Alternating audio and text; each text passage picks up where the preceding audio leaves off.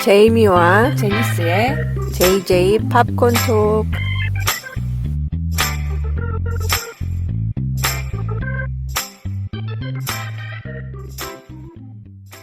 안녕하세요, 제이미 씨. 안녕하세요, 제니스 씨. 예. 극장에 좀 가셨나요? 아직은 못 가는데 아마도 7월부터는 가지 네. 않을까 뭐 이런 생각을 합니다. 요즘 극장가에서 좋은 소식들이 좀 들려오고 있어요. 어떤 소식 요즘이 아니고 말씀하시죠? 좀 됐네요. 고질라 대 콩 개봉할 때부터 난리더니 이제 콰이어트 플레이스 지나서 네. 좀 정상으로 돌아가는 분위기라고 해야 되나. 정상이라고 말하기엔 좀 그렇고 정상까지는 아니요, 아니고 이전 분위기로 조금 돌아가는 분위기가 있는 것 같아요. 약간 그래지고 있죠. 네네. 극장 가는데 사람들이 좀 두려움이 덜해진 것 같습니다. 특히 여름 때라서 음, 이 공포 영화하고 액션 영화들이 나오고 있잖아요. 네. 그래서 가질라 vs 콩도 그렇고 파이어플레이스 2편도 그렇고 지금 뭐 컨저링도 그렇고 계속 연이어가지고 공포 영화, 액션 영화 뭐 이렇게 나오고 있어요. 네네. 그래서 요런 영화들은 원래 장사가 잘 되니까 음. 요걸로 이제 극장을 활성화하면은 조금 도움이 되지 않을까 이런 생각이 드네요. 공포 영화는 좀 극장 가서 보면 사람들이 다 함께 놀래는 그런 재미는 좀 있는 것 같아요. 그것도 그렇고 깜깜한 네. 데서 봐야지 재밌잖아요. 그런 거. 그러니까 집에서 보면은 약간 산만해지는데 제대로 무서우려면 아무래도 그런 세팅 안에서 봐야지 재미가 배가 되는 것 같아요. 맞아요. 그리고 근데 덥잖아. 솔직히 더우니까 시원한 데 찾아가야지. 그런데 그 컨저링이 지금 HBO 맥스에서 볼 수 있으니까 네. 저는 그걸로 봤거든요. 네. 그것도 낮에 봤거든요. 네. 밤에 보기 싫어가지고 네. 너무 재미없어. 그러니까 하나도 안 무서워요. 하나도. 그러니까 원래 안 무서운데 극장에서 봤으면 그래도 조금 더 무서웠을 수도 있겠다 이렇게 생각하시는 건가요? 그렇죠. 그러니까 완전 깜깜한 데서 보면은 좀 어두운 화면도 잘 보이기도 하고 이게 네. 집중이 잘 되는데 이거 완전 쨍쨍한 날 봤더니 네. 어두운 화면 보이지도 않고 무섭지도 않고 역시 공포 영화는 밤에 봐야 돼. 막 이러고 밤에 보거나 그런 극장에 껌껌한 데서 가든지. 보거나 그래야 되는 것 해야 될 같아요. 것 같아요. 네. 그래서 뭐, 극장이 이렇게 약간 북적이려고 하는 것 같긴 한데, 그거와 한편, 스트리밍 서비스들이 지금 난리가 났어요. 지금이라고 하기에도 참 애매하지만, 지금 저희가 녹음하는 시점이, 이거 나가는 시점보다는 조금 네. 앞서 있어서, 시의성이 조금 떨어졌을 수도 있는데, 짚고 넘어가 볼게요. 스트리밍 서비스 중에 이제 아마존 프라임 같은 경우에는, 네. 007 배급사죠. MGM을 샀어. 웬일이야. 제가 잠깐 몇 주 전에 얘기를 하긴 했어요. 그 얘기에 대해서. 근데 그게 저는 MGM 인수를 했다고 그랬을 때 그 예전에 고전들 있잖아요. MGM 거. 네. 그것까지 다 포함이 되는 줄 알았는데 그게 아니래요. 그래서 MGM 고전 작품들은 벌써 TCM이라는 회사에다가 판 지가 오래됐다고 그러더라고. 네. 그래서 그걸 빼고 나머지 걸 팔았는데도 엄청난 라이브러리를 가지고 있는 회사이기 때문에 아마존이 엄청 커진 거죠. 그러니까 직접 재산권에다 가지고 오는 거잖아요. 그러니까 그 컨텐츠를 가지고 자기네들이 뭐 다른 거 만들어도 되는 거야. 그렇지. 예. 요즘에 스트리밍 서비스들을 이렇게 개발하는데 시간이 오래 걸리니까 이미 있는 것을 어떻게 취득할 것인가 이런 게 고민인 것 같아요. 네. 넷플릭스 같은 경우에도 지난 봄에 소니하고 계약을 했거든요. 뭐 약간 빠르면은 6월부터 이제 소니 영화들을 가져오는데 되게 신기한 게 넷플릭스의 플랫폼에서도 틀 수 있지만 딴 데 팔 수도 있대요. 아, 그래요? 네, 그래서 약간 계약을 좀 느슨하게 맺었어. 근데 왜냐면 아쉬운 거는 넷플릭스인가 봐요. 그래가지고 좀 재밌는 지점이고 다들 이렇게 뭔가 컨텐츠 찾아 산말리인 와중에 한국 회사도 막 끼어들고 있어요. 지금 오늘 저희가 말씀드릴 드라마 시리즈죠. 메어 오브 이스트타운을 만든 게 휘비라는 제작사예요. 근데 이 제작사가 할리우드에 되게 큰 규모의 매니지먼트 에이전시가 있습니다. CAA라고. 네. 거기가 이제 반이 넘는 지분을 갖고 있었는데 그거를 JTBC한테 팔았어요. 그래서 워낙 이제 요즘에 미국에서 한국 드라마를 좀 많이 보는 그런 경향이 생기다 보니까 그런 건지 모르겠는데, 한국 회사가 미국의 이런 좋은 제작사의 지분을 반 이상을 갖게 된 거야. 무슨 일이 벌어질까 되게 흥미진진합니다. 지금 솔직히 JTBC도 그렇고 뭐 TVN 쪽도 그렇고 드라마 시리즈 중에서 넷플릭스에 올라와가지고 인기를 많이 얻게 되는 작품들이 늘어나고 있거든요. 네네. 그래서 분명히 그렇게 투자하는 게 나쁜 생각은 아닌 것 같아요. 굉장히 앞서 나가는 그런 선택인 것 같아서 좋네요. 얘기 들으니까. 네, 그리고 드라마 킹덤으로 유명한 제작사가 있는데 넷플릭스 많이 보시면 아실 거예요. 스튜디오 드래곤이라고 아, 예. CJ 계열사기도 한데 여기도 지금 미드를 만듭니다. 진짜 신기하지 않아요? 스튜디오 드래곤이 지금 어디랑 계약을 맺었냐면요. 네. 저희 터미네이터와 탑건을 만든 데 아시죠? 스카이댄스. 스카이댄스의 TV 부문하고 같이 합작을 만듭니다. 계약 맺을만 하네요. 그쪽에서 네. 한동안 히트작을 잘 못 만들어내고 있었거든요. 네네. 그래서 그래서 좋은 결정이네요. FTV 플러스에 공개가 될 드라마를 만든다고 합니다. 아, 그래서 좀 대단해요. 그러네요. 네. 컨텐츠 자체가 좋으니까 이게 얘기가 되는 것 같아요. 네. 그냥 돈만 싸들고선 다니면 중국 작밖에 안 나지. 중국은 그냥 돈 넣었다가 안 되면 그냥 빼가잖아요. 네. 콘텐츠를 같이 디벨롭하면 그거는 굉장히 좋은 방식인 것 같아요. 예, 그동안 이제 한국 영화나 한국 드라마나 거기다가 이제 한국 음악까지 미국에서 굉장히 붐이 일어서 그 시너지 효과가 이렇게 나타날 수도 있다는 게 전 아무튼 미국에 있는 사람으로서는 참 신기합니다. 그래서 앞으로 무슨 세상이 열릴지 잘 모르겠어요. 네. 이게 또 좋은 게 뭐냐면은 한국 그 영화나 시리즈 같은 거 보면은 주로 인기 있는 것들이 재미있는 거나 연기를 잘하는 배우들이 많이 나오는 그런 작품들이잖아요. 네네. 그런 반면에 뭐 중국 것들은 자기네 문화를 알리는 걸 주로 목적으로 하는 것 같아요. 네네.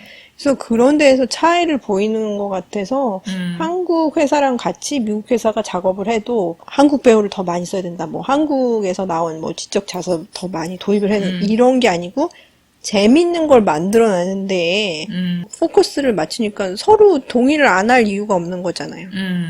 쟤네들 돈 많이 냈으니까 지네 거 빈다. 막 이런 얘기 안 나오게. 그래서 그런 면에서 상당히 좋은 방식인 것 같네요. 뭐, 요 근래 분위기가 되게 좋은 게, 뭐, 미국 내에서는 이제 다양성, 아시아 창작자들이 좀 더 이렇게 지평을 넓혀질 수 있도록, 그러니까 창작을 하거나, 아니면 배우를 하거나, 만들거나, 뭐, 이런 사람들의 이제 아시아 비중이 조금씩 이제 확대가 되는 분위기잖아요. 네. 현지에서 아시아계 분들을 채용할 수 있는 방법도 있지만, 이런 식으로 외부에서 데리고 오는 경우들이 생길 수가 있는 거예요. 그래서 이제 좀 더 다양성을 확보하는 뭐 이런 결과를 나올 수도 있다는 거죠. 그러니까 아무것도 모르는 분들을 뭐 신규 채용하거나 아니면 약간 검증이 안 된 분들을 데려오는데 약간 리스크를 느끼는 사람들은 이미 완성되어 있는 제작사나 배급사하고 계약을 맺어버리는 거지. 그래서 좀 재밌습니다. 네. 그래서 저희가 오늘 오랜만에 이제 TV 시리즈를 가지고 왔는데요. 네, HBO에서 공개가 됐던 미니 시리즈 7부작이었죠. Mayor of Easttown이라는 미니 시리즈 되겠습니다. 근데 저 이거 보는데 약간 한국 드라마 느낌이 살짝 났어요. 왜냐면 콩가루 집안 나오잖아요. 아, 그래서 그런 건가? 콩가루 집안 굉장히 어디서 많이 들어본 듯한 그런 내용들이잖아.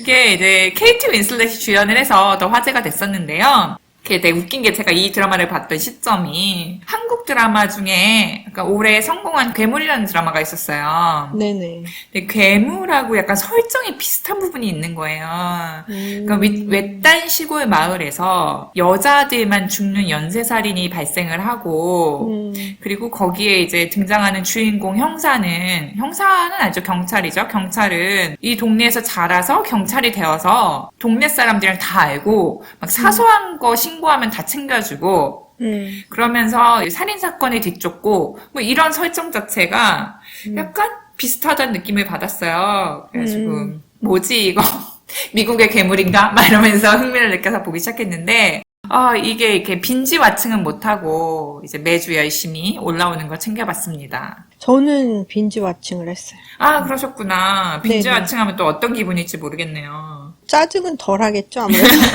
무슨 짜증이 나요? 그러니까 클리프해nger 걸렸을 때, 네. 우와, 다음 주까지 어떻게 기다려, 막 이건 아니니까. 네. 근데 이 시리즈 진짜 인기 많더라고요, 미국에서. 그동안, 그러니까 넷플릭스에 그렇게 많은 시리즈가 있는데, 뭔가 이제 볼만한 게 좀 없었거든요. 별로 없지. 네. 그러니까 세상에 참 스트리밍 서비스는 참 많은데, 왜 이렇게 볼 게 없는 거야. 근데 모처럼 볼거리가 있었던 시리즈였던 것 같아요.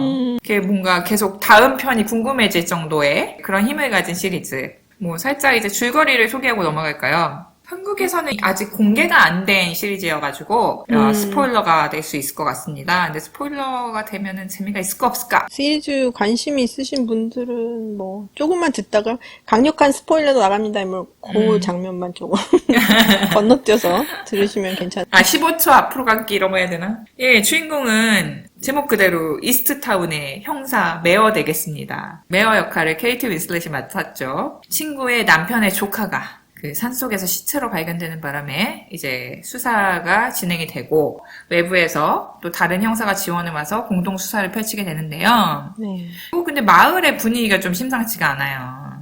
계속 여자들이 실종이 되고 있고 거기에 이제 자기 친구, 고등학교 동창의 딸도 지금 실종되어 있는 상태여서 네. 동네 사람들이 이제 경찰을 좀 되게 못 믿어하는 그런 상황인 거죠. 그렇죠. 많이 무능하다고 생각하죠. 근데 형사가 이분 혼자밖에 없어서 좀 힘들 것 같긴 해. 그러게. 예. 뭐 사람들은 많이 왔다 갔다 하는데 예. 죄다 다 일은 메이어 혼자 하는 것 같아요. 네, 그리고 그런데다가 이제 메어 자체는 또 개인사가 있어요. 예, 아들을 잃어버리는 상처에서 아직 헤어나지 못한 가운데 이제 또 그런 가슴 아픈 일들에 대한 수사를 해야 되는 상황을 맞이하면서 펼쳐지는 이야기 되겠습니다. 네. 자, 그래서 세미 씨 어떻게 보셨어요? 네. 저는 솔직히 다 몰아서 봤다 그랬잖아요. 네. 그러니까 다른 사람들이 너무너무 재미있게 봤다는 얘기를 되게 많이 듣고서 마지막 편 다 방송이 된 다음에 그 다음에 몰아서 봤거든요. 네. 그러니까 말하자면 저는 이런 시리즈에 관심이 없었다는 얘기죠. 처음부터. 네. 그래서 이거를 좀 봐야 되나 말아야 되나 한참 동안 고민을 하다가 봤는데 역시나 저는 이런 시리즈하고는 안 맞는 것 같아요. 그러세요? 작은 마을을 배경으로 한 그런 시리즈 중에서 또 서로 인간관계가 막 얽혀 있는 그런 스타일의 시리즈는 여지까지 너무 많이 봐왔기 때문에 콩가루 집안이나 뭐 콩가루 커뮤니티라고 그래야 되겠죠. 이런 경우에는 그런 이야기 구조에 조금 지쳤다고나 할까요? 네. 연기는 잘하는 것 같은데 그닥 큰 임팩트는 없었어요. 저한테는. 제니스 씨는 어떠셨어요? 저는 일단 매주 굉장히 챙겨봤고요. 오늘 메어봐야지! 막 이러면서 봤고요. 그런 시리즈 하나 있으면은, 그러니까 기다려지는 시리즈 하나 있으면 일주일 지나가는 거 굉장히 막 기대되고 막 그러잖아요. 예, 아까 말했다시피, 그리고 이제 괴물을 끝난 후에 약간 허전한 마음을 뭘로 채울까 하는 와중에 저는 이 시리즈를 발견을 하게 됐어요. 그래서 그때부터 시작을 했는데 마침 그때 1회였고, 근데 연결되는 지점들이 되게 재미있었고 이 작가가 굉장히 한국 드라마 많이 보는 듯한 느낌이 든다. 한국 드라마지만 한국 영화, 봉준호 영화 이런 것들이 좀 스쳐 지나가곤 했어요. 좀 한국스럽다는 생각을 많이 받았거든요. 저는 이렇게 작은 마을이 나오는 미스터리물이라고 한다면 그러니까 트윈픽스 스타일은 좋아하는데 아니면은 뭐 최근에 오자크도 굉장히 재밌게 보고 있긴 한데 넷플릭스에서 하는 시리즈죠. 근데 뭐 이렇게 인텐스한 작은 동네 스릴러는 미국 드라마에서는 그렇게 많이 못 봤던 것 같아요. 여자 형사가 주인공이라는 점이 좀 재미있는 부분이기도 했어요. 이런 식으로 작은 커뮤니티를 배경으로 한 시리즈를 많이 봤다 그랬는데 대체적으로 이런 포맷은 영국 수사물에서 많이 볼 수 있거든요. 그런가요? 예, 그래서 그런데 영향을 많이 받은 것 같다는 느낌이 들었고 그 포맷이 굉장히 비슷한 시리즈가 있어요. 브로처치라고 지금 네네. 넷플릭스에서 미국에서는 볼 수 있는데 이게 한국 자막이 없는 걸로 봐서는 한국 넷플릭스에는 안 올라가 있는 것 같거든요. 근데 워낙 유명한 시리즈여서 뭐 근데 영어권 드라마 좋아하시는 분들은 많이 봤을 것 같아요. 예, 스트럭처 자체는 상당히 유사해요. 그래서 사람들이 다 이제 브로처치 얘기를 많이 하더라고요. 이렇게 네. 메어 오브 미스타운 얘기를 하면서. 이것도 이제 하나의 장르물 같은 거라서 이게 계속 만들어지는 시리즈일 것 같은데 어쨌든 이제 케이트 윈슬렛이 원탑으로 그걸 다 끌고 갑니다. 프로듀싱도 했잖아요. 네, 그래서 총 제작을 맡는 바람에 네. 굉장히 더 열심히 한 것 같아요. 예. 뭐 열심히 한 게 보여요. 예, 예. 그리고 이제 케이트 윈슬렛 하면은 그래도 약간 미모가 있는 그런 배우인데 여기서는 화장 안 하고 머리도 거의 안 감다시피 하고 등장하는 그런 캐릭터인데요. HBO에서 처음에 이거 얘기했을 때 안 된다고 그랬대요. 그래서 어떻게 여자 주인공이 그러고 나오냐. 근데 설득을 시켰다 하더라고요. 약간 메어가 집안에서도 마음이 계속 굉장히 불안하고 할 일은 너무 많고 뭐 이런 캐릭터잖아요. 그러니까 뭐 이 사람 뭐 그런 관심이 없는 거야. 자기 꿈에 관심 1도 없고 이런 캐릭터잖아. 그냥 피곤에 쩔어 있고 자기가 그렇게 나오니까 좀 더 캐릭터가 설득력이 있었던 것 같아요. 아, 그 솔직히 이 저기 메어라는 캐릭터가 좀 츤데레잖아요. 뭐 되게 틱틱거리면서 해줄 거 다 해주고 다니잖아요. 남의 일 다 봐주고 다니면서 입으로 다 뭐라고 투덜거려가지고 욕은 욕대로 먹고. 이렇게 말을 곱게 하시는 분은 아니야. 막 틱틱 뱉는 스타일이라서 특히 엄마랑 같이 얘기할 때 완전히 이 드라마의 매력 덩어리 분이시죠, 어머님. 예. 엄마 캐릭터도 너무 재밌었고. 예. 딸은 근데 조금 겉도는 듯한 느낌? 예, 너무 메어의 똑똑하고 이제 똘똘해서. 가정을 말씀드리자면, 이게 안 보신 분들이 많을 테니까. 예. 메어가 이제 원래는 아들하고 딸이 있었는데, 아들이 죽고, 딸과 엄마, 그리고 아들의 자식, 손주하고 같이 살고 있어요. 네. 그러니까 참 미국에 이런 풍경이 흔할까 모르겠는데 그러니까 거의 4대예요, 3대예요. 그렇게 같이 살고 있는 거예요, 집안에. 거기다가 또 이혼을 했는데 엑스 허즈밴드 그러니까 전 남편은 마당 건너에서 살잖아요. 그러니까 앞집에 살아. 아 너무 짜증날 것 같아. 근데 뭐 그게 서로 싫어서 헤어진 게 아니고 아들을 잃은 상처를 어떻게 하지 못해서 헤어졌다는 식으로 나오기 때문에 서로 그래도 남편은 웬만큼 극복을 하고 다른 여자 만나서 결혼하려고 그러잖아요. 그러니까 너무 열받지 그거 보는 거. 뭐 모르겠어요. 뭐 그럴 수도 있는 것 같고 더군다나 그 딸을 생각한다면 딸이 양쪽 집을 마음대로 오갈 수 있으니까. 아이 그때요. 눈에 보이는 거리에 있진 않아도 되잖아. 한 두 블락 정도 떨어져 있어도 되지. 뭐 없나 보지 돈이. 빈집도 없나 보지. 땅이 보이는 데서 있으니까 메어한테는 조금 힘든 일이 아니었나 뭐 이런 생각도 들고. 그 집들이 약간 좀 따닥따닥따닥 붙어있는 그런 동네예요. 이게 실제 물론 이스트타운이라는 동네는 가상인데 장소는 실제 펜실베니아의 특정 동네에 가서 거기서만 촬영을 한 거기 때문에 약간 미국의 교회 분위기 치고는 좀 집들이 따닥따닥 붙어있는 그런 느낌이 좀 있죠. 여기가 델러웨어 카운티라는 데인데 여기가 조금 특이한 액센트를 쓰고 사람들이 그렇다면서요. 그리고 그 빈부격차가 상당히 심한 곳이기도 하거든요. 그래서 한 몇 분만 운전하고 가면은 뭐 굉장히 삐까뻔쩍한 그런 주택이 보이다가 조금만 더 가면은 마약 판매하는 사람들 막 길거리에서 왔다 갔다 하는 것도 볼 수 있고 막 이런 데가 섞여 있는 데예요. 그렇기 때문에 굉장히 독특한 장소라고 그러더라고요. 그런 것들이 근데 드라마에 다 반영이 된 것 같아요. 메어 같은 경우에 이제 동네에 굉장히 유명했던, 왜냐면 고등학교 때 이제 농구 선수로 인기가 많았던 그런 캐릭터였잖아요. 그래서 이제 동네 사람들 이렇게 두루두루 다 알고 있는. 그러니까 말하자면 이게 굉장히 작은 타운이라서 서로가 서로를 다 아는데 거기서 태어나서 거기서 죽는 사람들이 대부분인 데지. 그러니까 익숙하지 않은 마인드인데 저 같은 경우에는 근데 저도 약간 서버브로 벗어나 보니까 아 그럴 수도 있겠다라는 생각이 들고 있어요. 이렇게 여기서 평생 사는 사람도 있네 뭐 이런 생각이 들어요. 저는 근데 이거 보면서 아 제가 왜 이런 시리즈나 영화를 안 좋아하는지 가만히 다시 생각을 해보니까 얼마 전에 봤던 영화 중에서 우리가 이제 탑 10에 뽑았던 영화가 있었잖아요. Never, Rarely, Sometimes, Always. 펜실베니아네요. 펜실베니아를 그 배경으로 했잖아요. 저는 그러니까 작은 커뮤니티에서 가장 피해를 많이 받는 사람들이 여성들이라고 생각을 하거든요. 네. 기본적인 헬스 서비스도 제공이 잘 안 되고 그러니까. 그래서 그렇게 힘든 곳에서 이 여자들이 살아가기 위해서 얼마나 많은 것을 포기하고 사는지 이런 거에 대해서 한번 영화를 통해서 본 거잖아요. 네. 그런데 그거를 또 배경으로 해서 살인사건 얘기를 하는데 또 피해자는 여성이잖아요. 최약자로 나오죠. 그 중에서. 그러니까 이게 계속 서클이 반복되는 것처럼 느껴지니까 너무 깝깝해지고 막 이러는 거. 그런 제가 느낌이 이제 컸어요. 한국 드라마를 볼 때, 한국 영화나 한국 드라마를 볼 때 그런 기분을 굉장히 많이 느끼는데요. 그렇기 때문에 이 드라마를 놓고서 약간 한국 드라마를 많이 만나 이런 생각이 든다는 얘기예요. 왜냐면 몇십 년인 것 같아요. 한 20년? 15년? 그러니까 한국 스릴러의 주된 희생양이 여자들이었고, 맨날 이렇게, 아니면 아이들이 사라지거나, 납치되거나, 아니면 여자들 죽거나, 뭐 이러면서 남자들이 동기부여가 돼서 범인 찾으러 가는 이런 내용이 너무 많았잖아요. 네.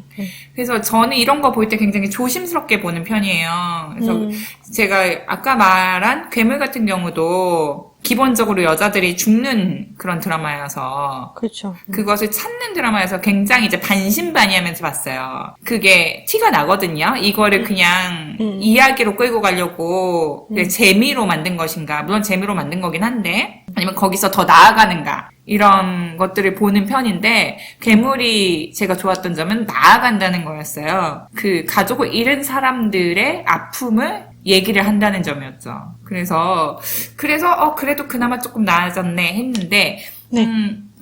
이 메어 같은 경우도 딱 그게 나오니까 좀 거슬리는 게 있는데 어쨌든 여자 형사라는 점이 좀 재미있었고 그리고 그 엄마로서의 상처도 또 있잖아요. 그리고 여기 보면은 지금 등장해서 가슴 아파하는 분들이 다 엄마예요. 그러니까 자식들이 잃어버리거나 아니면 죽거나 이런 그렇죠. 케이스들인 거죠. 그리고 되게 특이한 점이 남자들이 굉장히 별 볼 일이 없어요, 이 동네에.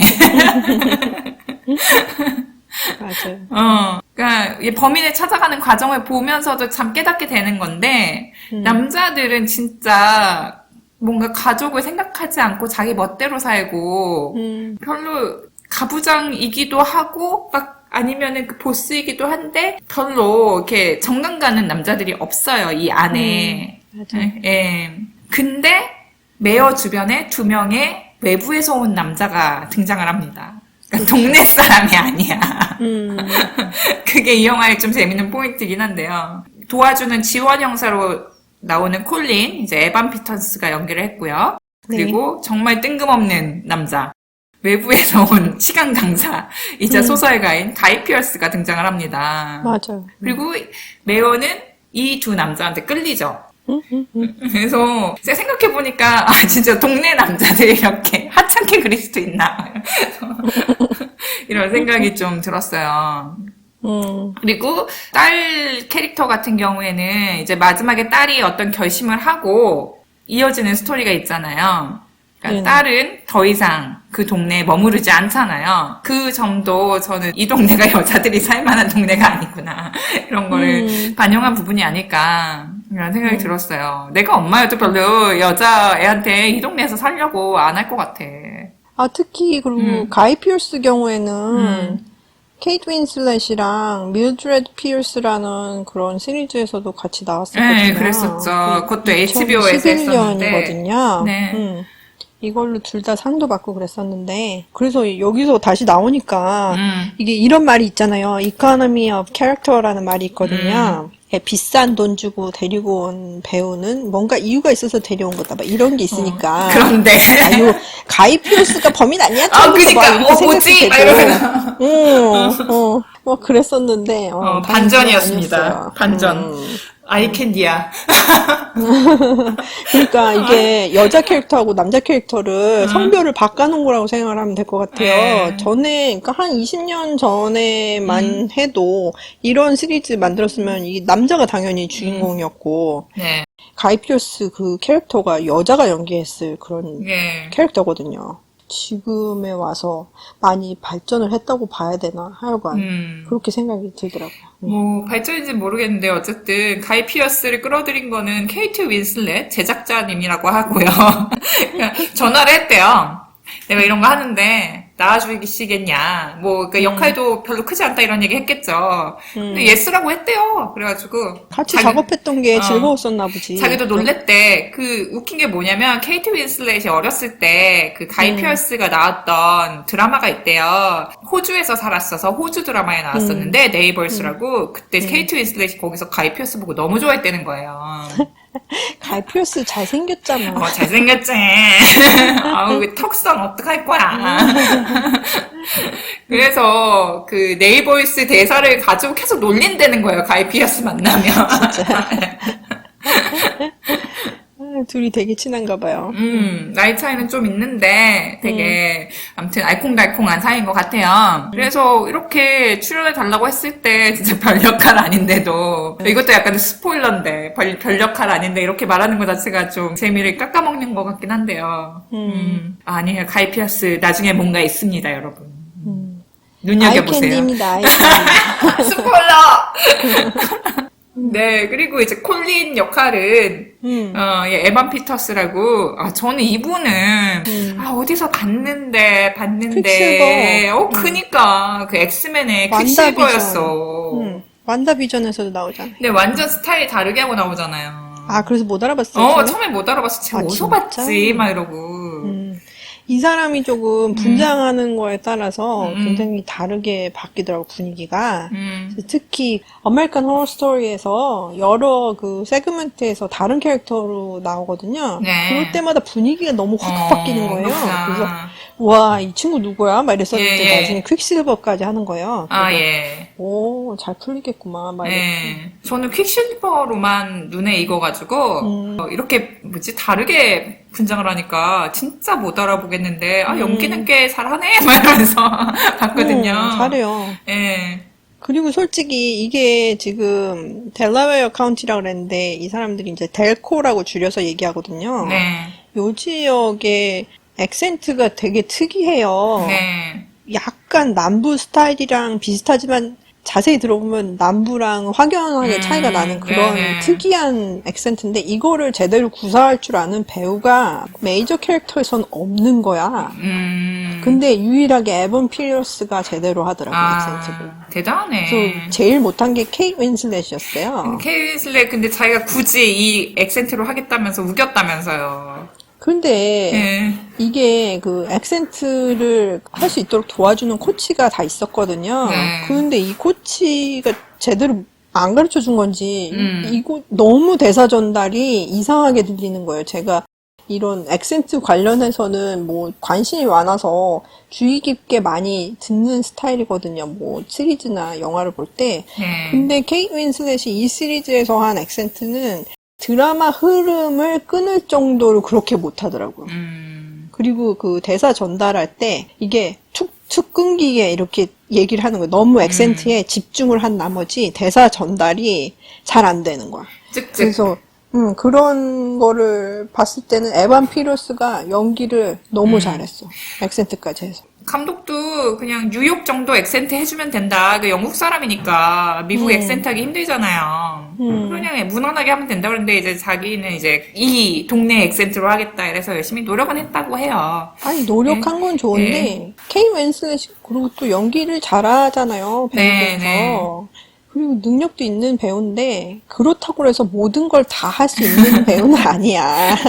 그래서 자기의 한계를 좀 알아야 되지 않나. 그런 생각이 들어요. 자, 그리고 엄청나게 매력적인 어머님, 진 스마트 어머님이 계십니다. 너무 좋지 않아요? 정말. 나이 든 다음에 더 빛이 나는 것 같아. 저는 이분 잘 모르는 분인데, 이 드라마 보고서 좀 찾아봤는데, 네. 그 전에도 이렇게 눈여겨볼 그런 캐릭터들은 좀 없었던 것 같아요. 제 입장에서는. 그러니까 굉장히 이게 장수하는 그런 배우들 있잖아요. 네. 그런 배우들 중에서 하나거든요. 네. 근데 이제 이분도 윤여정 배우처럼 이렇게 후반부에 많이 두각을 나타내는 네. 그런 배우라고 할 수 있겠죠. 네. 젊었을 때보다는 나이 든 다음에 훨씬 더 이제 주연도 많이 맡고 굉장히 톡톡 튀는 그런 조연도 많이 맡고 네. 그래서 이제 그 몇 년 동안은 중요한 작품엔 다 들어갔어요. 그렇군요. 네. 네. 그러니까 항상 매어랑 이렇게 티격태격하고 서로 절대 좋은 말 안 해주고 매어는 쌍욕하고 또 그러잖아요. 계속 불만이지만 뭐 근데 엄마도 나름 상처는 또 있는 사람이에요.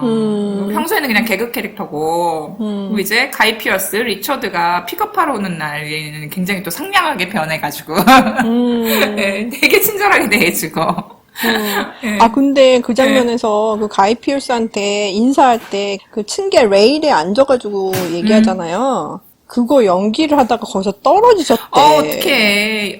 거기서 극중에서도 다쳤는데. 떨어질 뻔한 그런 연기를 몇 번 더 찍었대요, 테이크를. 그러다가 마지막에 떨어졌다는 거예요. 아이고, 그래가지고 갈비뼈 부러지고 아이고. 5일 동안 입원하고 뇌진탕도 걸리고 아이고. 장난 아니었대. 산재네, 산재. 근데 뭐 본인이 스턴트 퍼슨 안 시키고 자기가 한다고 그렇게 우겨가지고 하다가 그랬으니까 뭐 어쩔 수 없다고 너무 그러더라고요. 배우들이 이렇게 열정적이야. 저는 아무튼 이 어머님이 아이스크림 먹는 장면을 당분간 잊지 못할 것 같습니다. 아, 못 먹었던 것 같은데. 꺼냈는데 못 먹었어. 너무 재미있는 엄마. 근데 잔소리 하실 때 보면은 진짜 세계 어머니들은 모두 공통적인 부모가 있는 것 같아요. 네네. 정신없게 잔소리 하잖아, 시작하면은. 그거에 비해서는 매어가 딸한테 잔소리를 할 시간은 좀 없는 것 같아요. 딸이 또 워낙 반듯하게 잘하니까. 끼어들 때가 별로 없지. 딸 뭐 그냥 알아서 척척 자기가 잘하고, 대학도 알아서 가고, 뭐 이런 분이어서. 근데 딸도 좀 낮에 익었는데, 앵거리 라이스, 그리고 딸 시오반 역할이었는데요. 네. 그 스파이더맨 홈커밍에 나왔었어요. 스파이더맨의 이제 방송반에 등장하는 그런 10대 소녀였는데, 저는 스파이더맨에서 이 배우 봤을 때, 네. 약간 브리라슨 조카처럼 생겼는데? 약간 이런 생각을 했거든요. 좀 닮지 않았나요? 진짜 너무 비슷해요. 네. 그리고 특히 머리 여기서는 짧게 잘랐잖아요. 네. 그러니까 더 비슷한 것 같아요. 아역 배우 출신이라는데 여기저기 꽤 많이 나온 배우였어요. 찾아보니까. 그리고 저는 그 라이언 가슬링 딸로 나왔던 더 나이스 가이스라는 네네. 영화 있잖아요. 네. 거기서 처음 봤었거든요. 네. 이게 2016년 작품인데 그때도 진짜 뭐 이렇게 똘똘한 아역 배우가 다 있지? 막 이랬었거든요. 근데 너무 잘 자란 것 같아. 네. 극 중에서도 제일 똘똘하다고 할 수 있죠. 네. 너무 또랑또랑해요. 네, 똘똘한 역할을 아주 잘 해내고 그랬습니다. 그래서 아무튼 동네 이제 주변에 이제 많은 배우들이 나오는데요. 네. 네. 아까 제이미 씨의 말도 있는데 저도 이 드라마에 이제 불만이 있다면 네. 사실 이제 죽은 아이의 얘기가 굉장히 슬픈 얘기잖아요. 네. 네. 근데 그 아이의 슬픈 얘기 자체는 그렇게 크게 조명을 받는다는 생각이 좀 안 들었어요. 메어의 가정사가 굉장히 큰 비중을 차지하죠. 네네. 그러니까 궁금해하기는 이제 메어의 이제 가정사보다는 물론 메어의 그 어떻게 해서 그런 일이 벌어졌는지 또 궁금은 한데 또 어쨌든 살인 사건의 이면에 이제 뭐가 있고 어떻게 이제 그게 진행이 되었는가도 하나씩 밝혀지는 재미가 있으면 참 좋을 텐데 그런 페이스 조절은 좀 안 되고 갑자기 확 뭐가 넘어가는 그런 인상을 받았거든요. 저는 이 시리즈의 문제점 중 하나가 이 피해자들에 대한 설명이 굉장히 그러니까 부족하다는 생각이 많이 들어서 네네. 그런 점에서 많이 잘못을 하지 않았나. 에피소드가 7개나 되는데 네. 그 안에 메어의 얘기로 거의 차 있거든요. 네. 그러니까 주인공인 건 맞지만 그래도 주인공이 살인사건을 해결해 나가는 게 주 목적이잖아요. 네. 그럼 어느 정도는 피해자에 대해서도 이제 포커스를 좀 해줘야 되는데 없었어. 네. 그게 저는 아까도 말씀드린 괴물하고 좀 비교가 되는 부분인데, 괴물 같은 경우에 이제 여자 감독의 이제 여자분들이 많이 참여를 했어요. 근데, 그래서 그런지 모르겠는데, 이제 피해자에 대한 조명이 좀 있거든요. 근데, 여기는 이제 케이트 윈슬렛이 탑스타고 초점을 많이 맞춰야 되고 그 사람이 끌고 가다 보니까 결과론적으로는 그렇게 될 수 있다고 생각을 하는데 그런 마을 안의 그 슬픔 그런 것들에 대해서 다들 공감을 하는 인정 많은 모습도 좀 보여줬으면 좋겠는데 그런 톤까지는 못 건드리더라고요. 예. 그런데 또 반면에 좋았던 점은 저는 몰랐었는데 이 TV 시리즈이기 때문에 촬영하는 그 순서가 시간 순서대로 할 수가 없는 거잖아요. 네. 그래서 뭐 중요한 부분인데 이모션이 많이 들어가야지 되는 이제 후반부의 부분인데 그거를 뭐 그 배우랑 첫 촬영하는 날 해야지 되고 막 이러는 게 있었대요. 네네. 그런데 케이트 윈슬렛이 연기한 메어 캐릭터랑 가장 친한 친구로 나오는 로리 역할을 맡은 줄리안 니콜슨이 실제로도 엄청 친한 친구래요. 네. 줄리안 니콜슨의 남편이 케이트 윈슬렛의 자녀의 뭐 갓파더인가 그렇대요. 네. 그래가지고 맞아요. 예. 그래서 알던 사이라서 이게 굉장히 둘 사이에서 중요한 장면 씬이 있었거든요. 그 자동차 안에서 이렇게 서로 얘기하는 장면이 있는데 그 장면을 이 두 배우가 처음으로 그 시리즈에서 해야지 되는 장면이었대요. 어떡해. 그런데도 서로 역사가 있으니까 그 장면이 가능했다고 그러더라고. 예. 그래서 그런 점에서는 이제 캐스팅이 잘 된 것 같다. 뭐 이런 생각이 들고. 뭐, 많이 들어보니까 연출을 할 때 에피소드의 순서대로 연출을 한 게 아니고 7개 에피소드를 그냥 거의 뒤죽박죽 되어서 촬영을 했다고 해요. 그렇죠. 네. 근데 그 뭐 어쩔 수 없지. 그 톤에 맞추는 게 쉬운 일은 아니었을 텐데 그래도 되게 잘 해낸 것 같아요. 네. 그런 면에서는 괜찮게 된 것 같은데 범인을 시즌 전체를 통해서 알아내는 그런 시리즈이기 때문에 범인이 누군지 미리 얘기가 발설이 되면 안 되는 거잖아요. 네.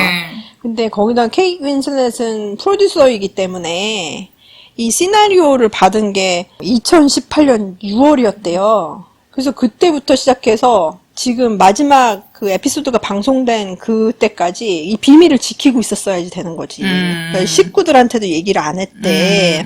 그래서 자기 너무너무 답답했다는 거예요. 지금 다 얘기할 수 있어서 너무 좋다고 그런 얘기도 하더라고요. 뭔가 말하는 거 좋아하는 분인 것 같더라고요. 네. 이렇게 인터뷰 들어보면 굉장히 혼자 말하는 거 너무 좋아해. 그리고 이 촬영이 126일 동안 했다 그러는데 이게 중간에 그 팬데믹 때문에 촬영이 중단이 됐었거든요. 네, 미국에서는 이제 아예 셧다운을 해버렸으니까 촬영 자체를 할 수가 없었겠죠. 그래가지고 작년 2월 달에 또 촬영을 했었다가 그게 중단됐다가 다시 11월에 재개가 되고 막 이랬다고 그러더라고요. 네, 그래서 네. 텀이 많아졌죠. 근데 그 덕분에 그 아역 배우랑 같이 연기를 하는 장면들이 있었는데 그 덕을 많이 봤다 그러더라고요. 시간이 진짜로 지나갔기 때문에 그동안에 그 배우가 얘기 내용을 소화할 수 있는 그런 시간이 됐다 그러더라고요. 그래서 연기가 훨씬 더 좋아졌다. 막 이런 얘기를 하는 거예요. 맞아요. 그러니까 에피소드 지나갈 때마다 시간이 좀 약간 너를 뛰는 느낌이 있었어요. 그러니까 이게 약간 당장 내일 일이 아니고 막 몇 개월 뒤에 벌어진 일 막 이런 거야. 근데 이게 뭐 특별히 나오진 않잖아요, 설명이. 그렇죠. 예. 그런 거는 좀 약간 불친절하다는 생각은 했었는데, 예, 그리고 저는 또 이 영화에 좋았던 점이 좀 좋은 노래들이 많이 나왔다는 점이었는데, 노래도 좋더라고요. 네, 그래서 특히 요즘에 미국에서 굉장히 핫한 포크 가수 피비 브리저스의 I Know the End가 이제 시오반이 떠나기 전에 오빠 영상을 보면서 생각이 잠기는 장면에서 나오는데, 이때 아주 그냥 그 감정의 하이라이트 같은 게 좀 있었죠. 전반적으로 음악이 네. 다 좋았던 것 같아요. 네, 미국 인디 음악들이 많이 나왔고, 그리고 그 시오반이 반하는 대학교 방송국 여자분 있잖아요. 네. 그분이 꼬시는 게 이제 보이지니어스 티켓 있다. 네, 보이지니어스를 좋아하는 분이라면, 당연히, 가겠다고 해야지 여기서 거절을 하나, 막 이런 반응도 봤는데. 그게 이제 아까 말씀드린 피비 브리저스랑 그리고 제가 좋아하는 루시 다커스 그리고 줄리안 베이커 이렇게 셋이서 결성한 프로젝트 그룹이에요. 그래서 요즘 이제 미국의 인디 포크씬을 리드하고 있는 분들이 만들었기 때문에 약간 이렇게 시오반 나이 또래의 분들이 이제 좋아할 수 있는 것 같은데 그 애들이 지금 콘서트를 한다는데 왜 안 가? 약간 이런 분위기가 있었습니다. 아, 예. 콘서트 가고 싶어.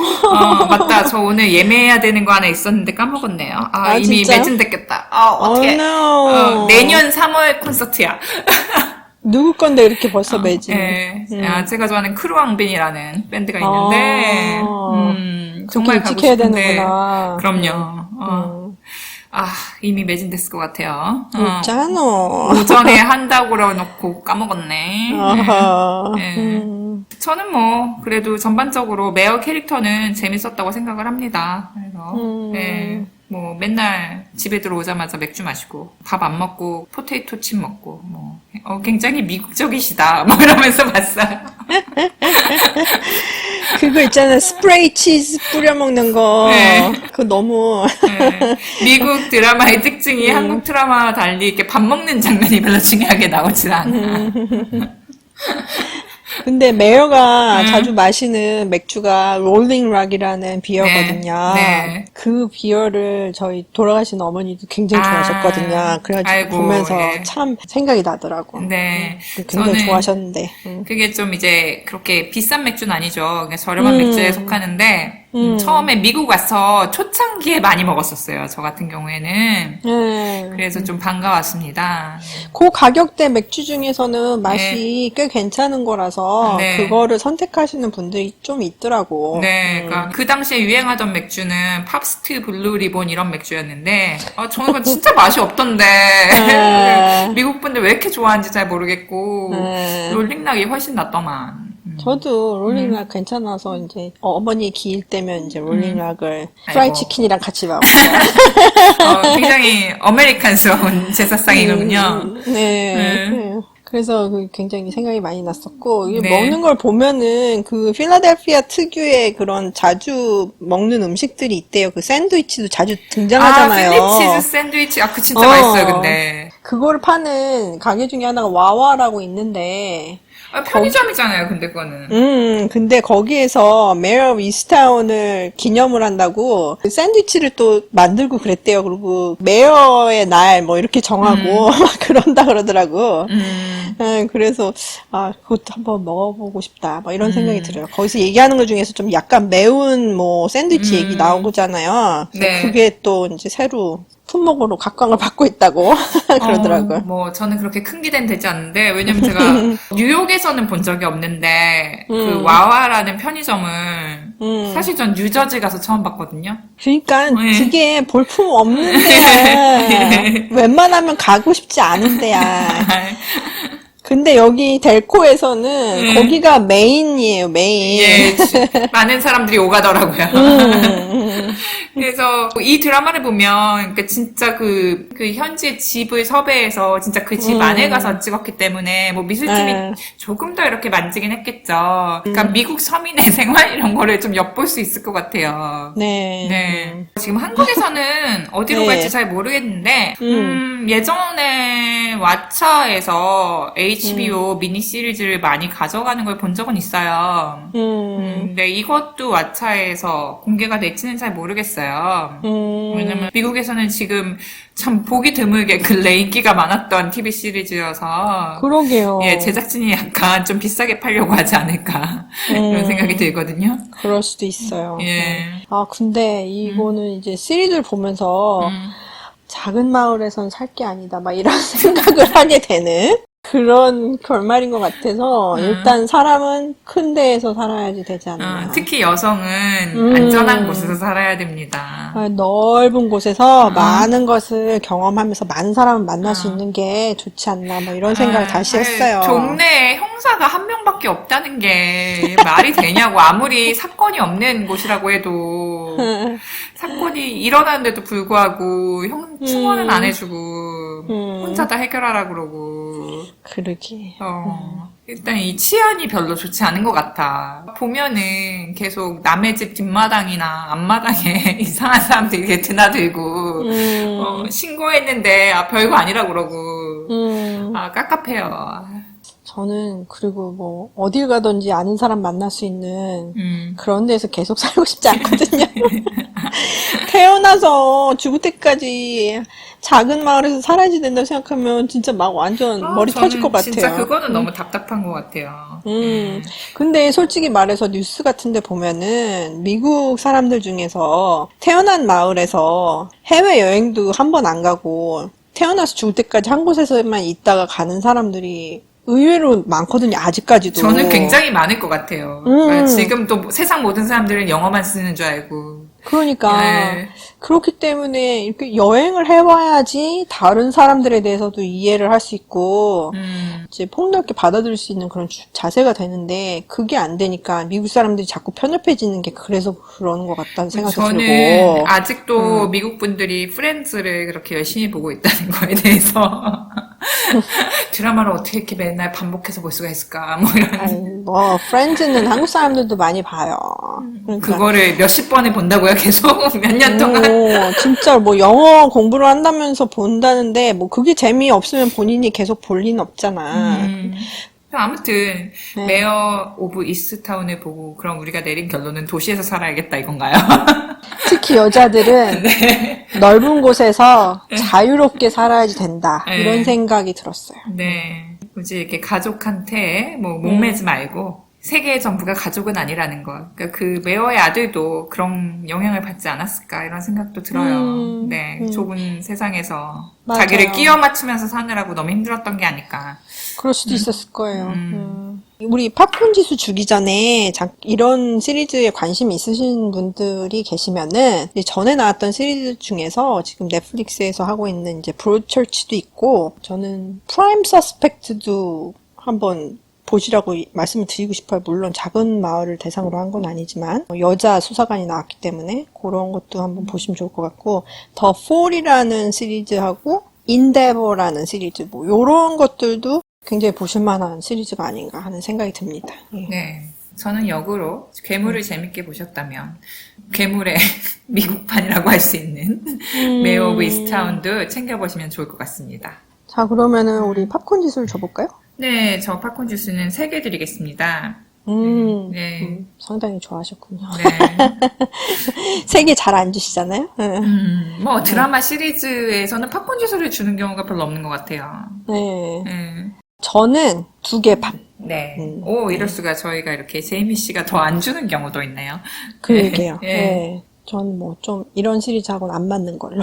저는 어차피 뭐 어둡고 인류에 별로 없는 이런 시리즈에 별 거부감이 없어서 단지 아까 말씀드린 것처럼 여성을 희생자로서 조명을 하는데 아니면 피해자로서 조명을 하는데 부족한 부분이 있었는데 네. 그렇다고 해서 그것을 되게 악하게 그린 건 또 아니어서 뭐 약간 애매모호하게 넘어가지만 그래도 그것도 약간 뭐 진일보한 부분이 아닐까 이런 생각이 들어서 3점 드리겠습니다. 네, 그러면 지금까지 들어주셔서 감사하고요. 긴 시간 수고하셨습니다. 예. 저희 이렇게 오늘 인기 드라마 메어 오브 이스트타운에 대해서 이야기를 나눠봤습니다. 네. 자, 그러면 들어주셔서 감사하고요. 즐거운 여름날 너무 드라마만 보지 마시고 재밌는 것도 많이 하시길 바래요. 네, 그럼 건강하세요. 여기서 줄이겠습니다. 네. 안녕히 계세요. 안녕히 계세요.